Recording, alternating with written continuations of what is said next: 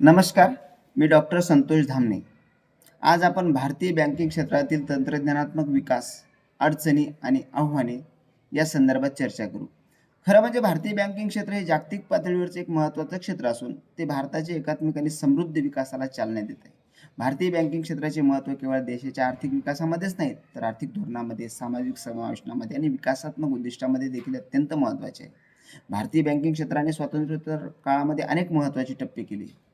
त्यामध्ये राष्ट्रीयकरण असेल, नवीन आर्थिक धोरणाच्या नंतर नरसिंह समितीचा विचार केला ते धोरण असेल किंवा त्या सुधारणा असतील किंवा 2016 मध्ये जे काही मॉनिटायझेशन म्हणजे निश्चलीकरण केलं, त्या सगळ्या गोष्टीचा विचार केला तर या सगळ्या माध्यमातून बँकिंग क्षेत्रात तंत्रज्ञानात्मक खूप मोठ्या प्रमाणात विकास हा बँकिंग क्षेत्राचा झालेला आपल्याला दिसून येते. बँकिंग क्षेत्रामध्ये जर तंत्रज्ञानाचा विचार केला तर खऱ्या अर्थाने जर आपण विचार केला तर 1990 पासून ते तंत्रज्ञान डिजिटलीकरण बँकिंग क्षेत्रात मोठ्या प्रमाणात झालं, की जेव्हा आपण कोअर बँकिंग प्रणालीचा वापर केला.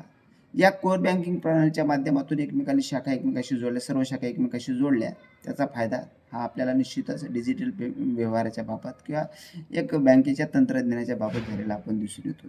एकंदरीत जर डिजिटल पेमेंट व्यवहार किंवा तंत्रज्ञानात्मक प्रगतीमध्ये भारतामध्ये जे काही बँकिंग क्षेत्र कार्य करते त्यामध्ये डिजिटल पेमेंट व्यवहार किती महत्त्वाचे आहेत, की किती मोठ्या प्रमाणात वाढले याचा जर विचार केला तर भारत हा जगातील टॉप 1चा देश आहे, की जिथे मोठ्या प्रमाणात डिजिटल पेमेंट होतात. भारतामध्ये 2023-24 मध्ये 13,462 कोटी व्यवहार हे डिजिटल पेमेंटच्या माध्यमातून झाले. तर 2 नंबरला ब्राझील आहे, की जिथे 2,920 झाले. म्हणजे एकंदरीत 1 नंबर आणि 2 नंबरमध्ये 5 पटीचा फरक आहे. म्हणजे भारत एवढ्या तुलनेनं खूप मोठ्या प्रमाणात डिजिटल पेमेंट्स हे भारतात होतात. 2016च्या नंतर तर खऱ्या अर्थानं खूपच मोठ्या प्रमाणात संख्या वाढली. 2017-18 मध्ये 71 कोटी व्यवहार हे डिजिटल पेमेंटच्या माध्यमातून होत होते. तर 2022-23 मध्ये 13,462 ही संख्या झाली. यावरून भारतामध्ये किती प्रमाणात ऑनलाईन व्यवहार होत ते लक्षात येते. याचं कारण असं की देशामध्ये सोशल मीडिया प्लॅटफॉर्मचा खूप मोठ्या प्रमाणात बँकिंग क्षेत्रामध्ये खूप मोठ्या प्रमाणात वाढ झाली.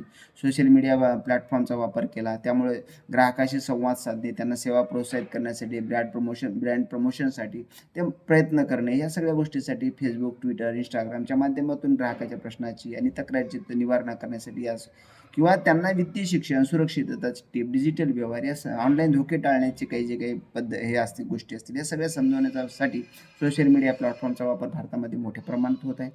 कोअर बँकिंगचा वापर भारतामध्ये खूप मोठ्या प्रमाणात आहे. कोअर बँकिंग म्हणजे CBCS म्हणजे एक तंत्रज्ञानात्मक व्यवस्था आहे, की जी सर्व शाखांमध्ये एकसारखे वित्तीय व्यवहार करते.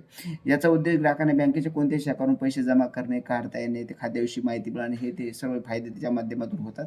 भारतामध्ये जवळपास 17-18 पासून 99% आणि 20-21 पासून 100% बँका ऑनलाईन किंवा कोअर बँकिंग क्षेत्रात आहेत किंवा कोअर बँकिंग प्रणालीचा वापर करत आहेत. जवळपास 50 कोटी ग्राहक या कोअर बँकिंग शाखेशी निगडीत आहेत आणि जवळपास 2,50,000 शाखा आहे. कोअर बँक म्हणजे जवळपास सर्वच बँकाच्या शाखा ह्या कोअर बँकिंगच्या प्रणालीमध्ये आलेल्या आहेत असं आपल्याला म्हणते. मोबाईल बँकिंगचा वापरही देखील मोठ्या प्रमाणात झालेला आहे. या मोबाईल बँकिंगचा वापर म्हणजे सर्व वित्तीय व्यवहार स्मार्टफोन किंवा मोबाईल डिव्हाइसवर सहजपणे करण्याची सुविधा मिळते.